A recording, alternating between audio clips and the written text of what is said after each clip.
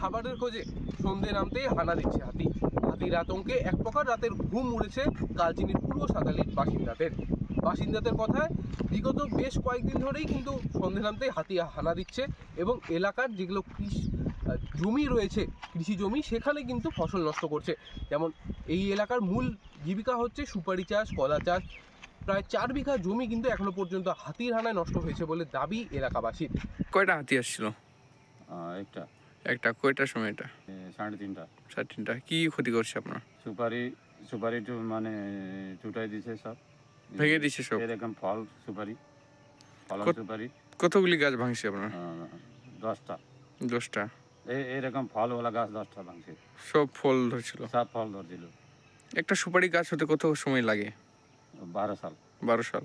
তো আপনারা তো কৃষি কাজ করেন না? না, কৃষি কাজের বদলে সুপারি চাষ করেছিলেন? কৃষি তো আমরা করি নাই, আমি সুপারি লাগাবো চাষ করলাম বলে লাগাইলাম। ফরেস্ট ডিপার্টমেন্ট আসছিল রাত্রে? আসছিল, ওইখানে মানে এক জায়গায় বসে বসে চলে গেছে। হাতি দাঁড়ায়নি? হাতি দাঁড়ায়নি, ঢুকে নেই এদিকে, শুধু বসে চলে গেছে? খালি বসে বসে চলে গেছে। আসছিল তাহলে? আসছিল। এদিকে চারোদিকে ঘুরে ঘুরে হাতি এখানে চালাই দিছে, সুপারি বাগান ঢুকে দিছে হাতি। কবে এই হাতির হানা কমবে সেই দিকেই কিন্তু তাকিয়ে তারা যেটা বলছেন যে সন্ধে নামতে হাতি আসছে, এরপরেই কিন্তু সে তাণ্ডব চালাচ্ছে লোকালয়ে। বন দপ্তর এসে দ্রুত হাতিটিকে জঙ্গলমুক্ত করলেও কিন্তু ভয় কাটছে না এলাকাবাসীর মনে।